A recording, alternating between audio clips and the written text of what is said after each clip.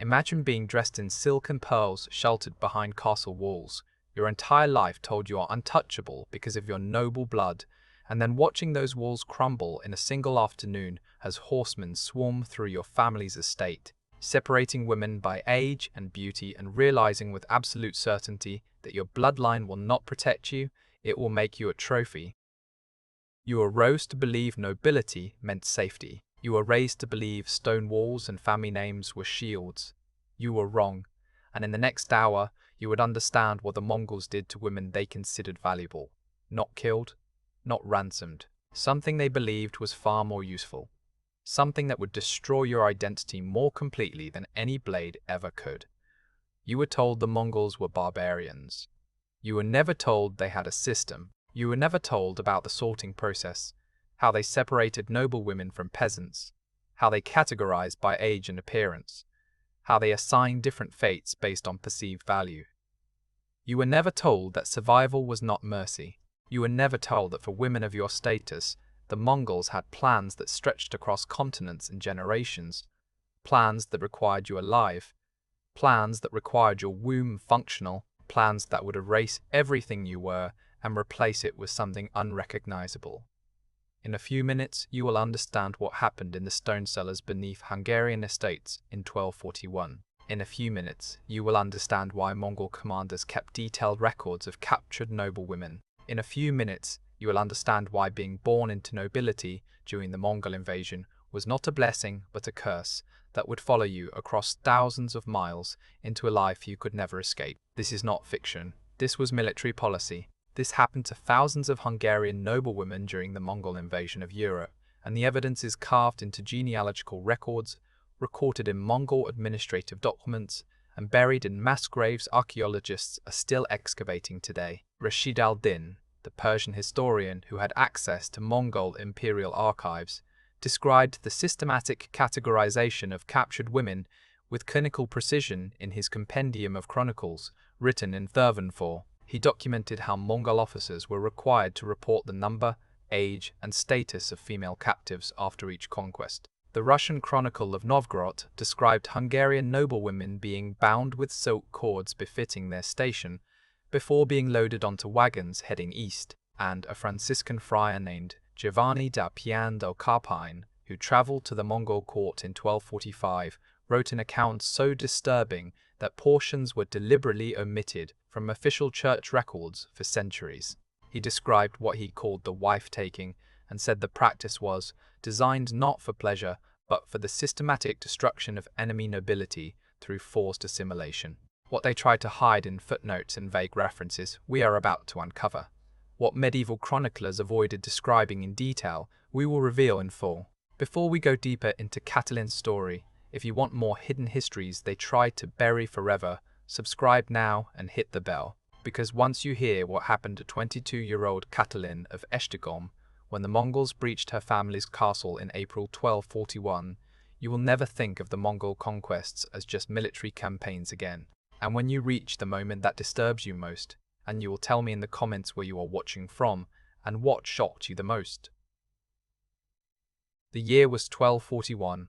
Spring had come early to Hungary, and Catalin of Esztergom, daughter of a count who controlled 3 estates and commanded 200 men, had no idea that within 72 hours she would be categorized, documented, branded, and transported 4,000 miles east to become a ghost in her own skin. The records would list her by a new name. The records would list her children by Mongol fathers. The records would never mention the woman she had been before the walls came down. Catalin woke that morning to screaming, not the screaming of battle that had ended hours ago when her father's forces shattered against the Mongol cavalry, like glass against stone. This was different, methodical, organized. Coming from the great hall where her family had dined the night before, she pressed her ear to the heavy wooden door of the tower room where the castle's women had been told to hide. Through the oak, she could hear boots on stone, commands in a language that sounded like nothing she had ever encountered, and then her mother's voice, high and sharp with panic, saying something that made no sense. "Take me. I am older. Take me instead." The door splintered inward, not battered down with rams but dismantled with deliberate efficiency. The iron hinges pried loose by men who had done this in 100 castles before. 3 Mongol warriors entered. They did not rush. They did not shout. They simply scanned the room with the focused attention of merchants evaluating merchandise. Their eyes moved over the 11 women huddled against the far wall, passing over the elderly servants, pausing on the younger ones, settling longest on Cataline and her cousin Elena, both in their early 20s, both dressed in the fine wool and silver clasps that marked them as nobility. One warrior gestured. 2 others stepped forward and gripped Cataline's arms. Not violently, not roughly, but with absolute certainty that resistance was irrelevant. She tried to pull away, the grip tightened just enough to make movement impossible without pain. She looked at her mother, who stood near the doorway, her face already bruised from earlier struggles. Her mother met her eyes and then looked away, defeated, silent. That was the first moment Cataline understood. Nobility meant nothing anymore. Her family's name meant nothing. The stone walls her ancestors had built meant nothing. She was about to become evidence of Mongol dominance, and there was no authority left in Hungary capable of stopping it. She was led down the tower stairs, through corridors slick with blood, past bodies of men she had known her entire life. The great hall had been transformed. The long table where her family had hosted feasts was now covered with parchment, ink pots, and wax tablets. 3 Mongol officers sat behind it like magistrates. To the side, a scribe wrote in flowing script she could not read, and lined up against the wall, in silent rows, were the women from the castle and surrounding estates, perhaps 40 in total, separated into distinct groups. The organization was meticulous. Peasant women stood to the left, mostly older, already marked with charcoal symbols on their foreheads. Servants stood in the center, younger, unmarked, and on the right, a smaller group of perhaps 12 women, all nobility, all young, all dressed in clothes that had not yet been stripped away. Cataline was placed among them. An officer approached and walked slowly down the line, examining faces, checking teeth like livestock, running fingers through hair to assess texture and health. When he reached Cataline, he paused. He gestured to the scribe, who made a notation. Then he spoke in broken Hungarian.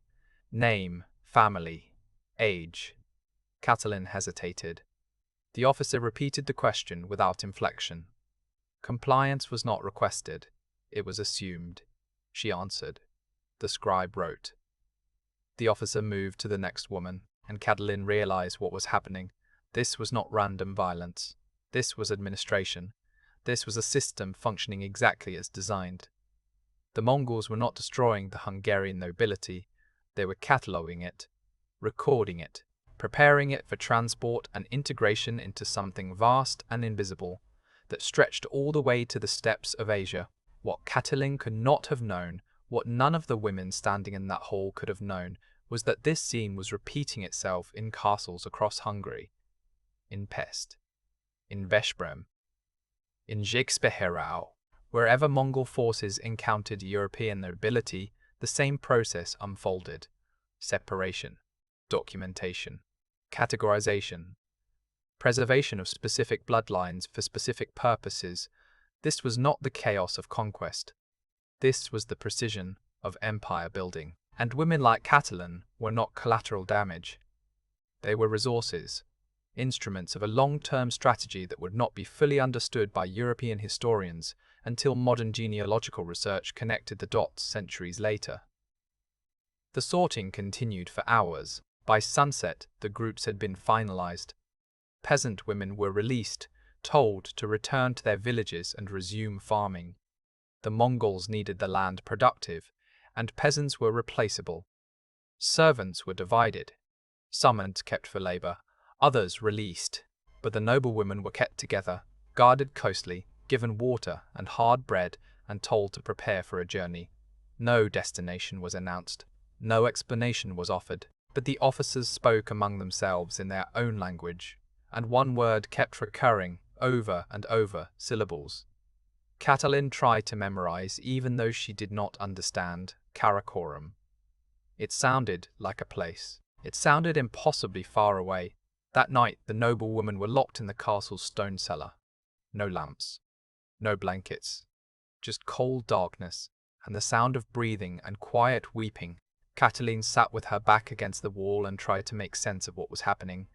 She had been taught that rape was the fate of conquered women. She had been taught that dishonor and death followed invasion, but nothing had happened yet. No violence, no assault. Just examination and documentation and the eerie efficiency of men following orders they had clearly followed many times before. That was what frightened her most. Not chaos, but order. Not brutality, but bureaucracy. A system so well established that it required no explanation, no hesitation, no deviation. In the corner, her cousin Elena whispered a question everyone was thinking. Why are they keeping us alive? An older woman, the widow of a minor baron, answered in a voice raw with exhausted understanding. Because we are worth more alive. Because our blood is noble. Because they can use us. Use us. The words hung in the darkness like smoke. Use us for what? The widow did not answer. Perhaps she did not know. Perhaps she knew, and could not bear to say it aloud. But as the hours crawled toward dawn, Catiline began to piece together fragments of logic. The Mongols had asked their names, their family lineage, their ages. They had examined them for health and fertility. They had separated them from women of lower status. This was not about immediate gratification. This was about something longer. Something strategic. Something that required wombs functional and bloodlines documented. But the full horror of the plan would not become clear until the wagons arrived. Until the branding. Until the moment Catiline understood she was not being ransomed or held for political leverage. She was being erased, and what would replace her would carry her blood but not her name, her children but not her identity, her lineage absorbed into the vast machine of the Mongol Empire like water poured into an ocean. She thought the worst had already happened, the walls breached. Her father dead, her home occupied. She was wrong. The worst was still ahead, and it would take not hours or days, but years, decades, a lifetime spent forgetting who she had been and accepting what she had become. Morning came with the sound of wheels on stone. Catiline heard them before she saw them, heavy wagons rolling into the courtyard above. Brute descended the cellar stairs. The door opened. Daylight poured in, blinding after a night in darkness. The women were led up into the courtyard, where 6 large wagons waited, each fitted with iron cages, just tall enough to sit in but not stand. Mongol efficiency again. No wasted space. No unnecessary comfort. Just functional transport designed to move human cargo across thousands of miles without loss. Before being loaded, each woman was brought before a Mongol officer holding a bronze stamp heated over coals. Catiline watched as the woman ahead of her was held by 2 warriors, while the officer pressed the stamp against her left shoulder blade. The sizzle, the scream, the smell of burned flesh, a mark in a script Catiline did not recognize. When her turn came, she tried to pull away. The warrior's grip did not waver. The bronze touched her skin. Pain exploded, white and total. She heard herself scream as if from a great distance. The officer held the brand in place for 3 seconds, long enough to scar deep, permanent, unmistakable. When he pulled it away, Catiline's vision swam. She glimpsed the mark in the polished surface of a warrior's armor. Curved lines. Symbols. She would carry that mark for the rest of her life and never learn what it said. Rashid al-Din's chronicles described this branding practice with administrative clarity. Captive women of noble birth were marked with the tamga of their assigned unit, indicating which commander held responsibility for their transport and integration. The mark served as proof of acquisition and facilitated record-keeping across vast distances. The tamga, a brand used for livestock, horses, and apparently high-born European women. The practicality was chilling. In an empire stretching from Korea to Hungary, bureaucracy required standardization, and women, like grain or fabric, needed to be tracked, assigned, and accounted for. The women were loaded into the cages, 12 to a wagon, packed close enough that movement was nearly impossible. Iron doors locked. the wagons began to roll east. Katalin pressed her face against the bars and watched her family's castle recede into the distance. Smoke still rose from buildings set ablaze during the battle. Bodies still lay in the fields, unburied. The Hungary she knew was already gone, and the woman she had been was disappearing with every rotation of the wagon wheels. The journey east took 4 months. 4 months of roads that turned from stone to dirt to grass. 4 months of landscapes that became alien forests giving way to endless plains. Villages with architecture she did not recognize. Languages that shifted every few hundred miles. The wagons stopped only for brief rest periods. The women were given enough food and water to survive, but not enough to maintain strength. Twice, women died in the cages. One from fever, one from despair so complete she simply stopped eating. Their bodies were removed without ceremony and left beside the road. The wagons did not slow. There was a schedule to keep, a system to maintain. Loss was calculated into the margins. Katalin tried to keep track of the days by scratching marks into the wooden floor of the cage with a broken nail. She stopped after 67 marks because the number became too painful to bear. Better to let time blur. Better to stop thinking of Hungary as a place she might return to. The other women spoke less and less as the journey continued. Conversations dwindled to silence.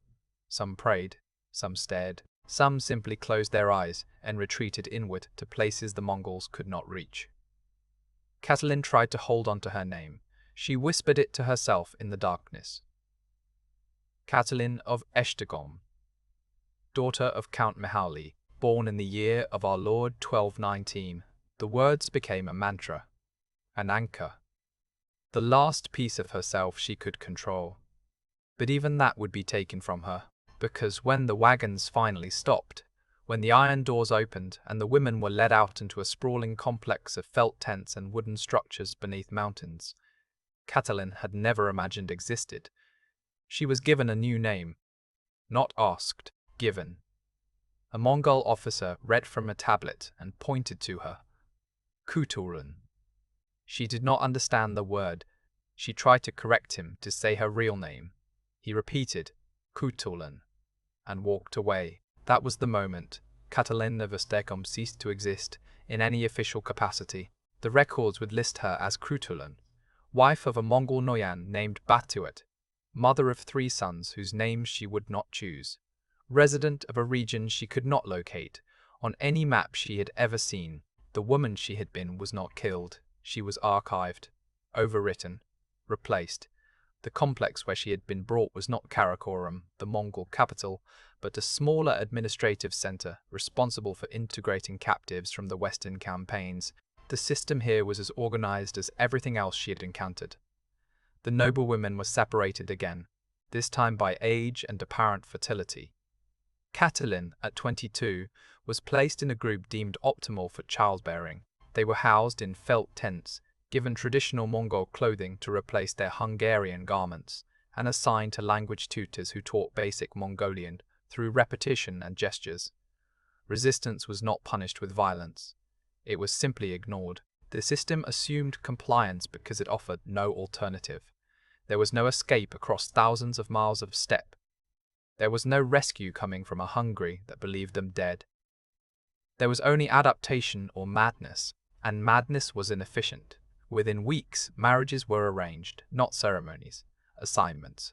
Katalin, now Kutulan, in all official records, was informed she would be given to Batuet, a mid-ranking officer who commanded a unit of 100 horsemen. She met him once before the arrangement was finalized. He was perhaps 35, scarred from battle, expressionless. He did not ask her opinion. He did not ask her name. He simply looked at her the way one might evaluate a horse assessing health, utility, suitability. She passed inspection. The arrangement was recorded by a scribe, and 3 days later she was moved to his tent. What followed was not the violent assault she had braced for. It was colder than that, more methodical. Batuet did not beat her. He did not rage. He simply used her with the same efficiency the Mongol system applied to everything. She was treated as a wife in function only, expected to manage the household, prepare meals, maintain the tent, and open her body when required. No cruelty, no tenderness, just purpose. She was a womb meant to produce sons. That was her value. That was her role. Refusal did not exist as a concept because the system did not recognize it as a possible response. In 1245, Giovanni de Pian do Carpin, a Franciscan friar sent to the Mongol court, described what he witnessed with barely contained horror. Noble Christian women were distributed among Mongol officers as wives. They were taught the language, dressed in Mongol fashion, and their children raised entirely within Mongol custom. Within a generation, their European identity survived only faintly in appearance, then disappeared entirely. Carpine called it the erasure of souls. His report was considered too inflammatory and locked away in church archives for centuries. But he was documenting strategy. The Mongols understood that conquest alone did not build empires. Assimilation did. European noblewomen were valuable bloodlines associated with leadership, health, and intelligence. By absorbing these women and raising their children as Mongols, the empire consumed the strengths of conquered peoples while dissolving their identities. It was eugenic engineering, practiced with bureaucratic precision centuries before the term existed. Modern genetics confirms it.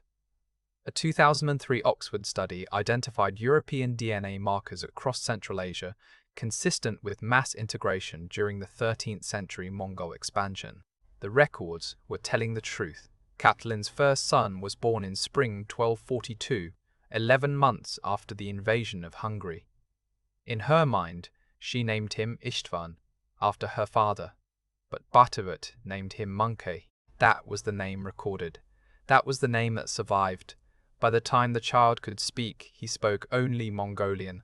By the time he walked, he wore Mongol clothing, played Mongol games, and knew nothing of castles, churches, or a land called Hungary. Catalin tried to teach him in secret at first whispered words, half-remembered stories, but the memories were already thinning, places blurred, faces faded, memory eroded. Her second son was born in 1244. She did not give him a Hungarian name, even in her thoughts. He was Temur from the beginning.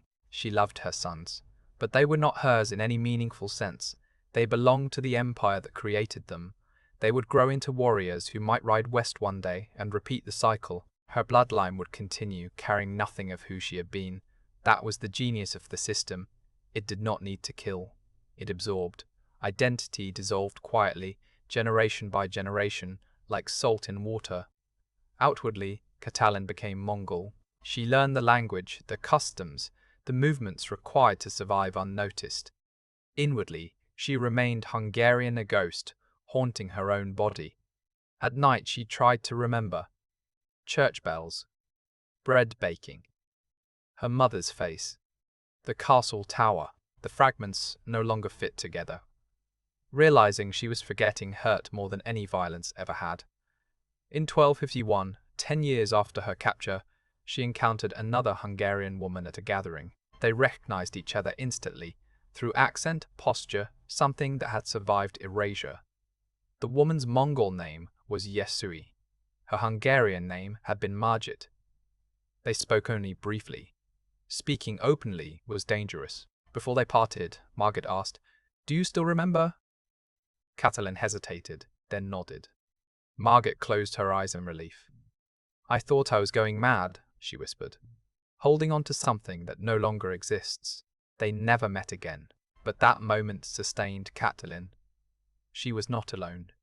There were others. Silent, hidden, surviving. She lived until 1279. She bore 4 sons, all raised as Mongols. She never returned to Hungary. Never spoke her original name aloud again. In her final weeks, fever stripped away the discipline.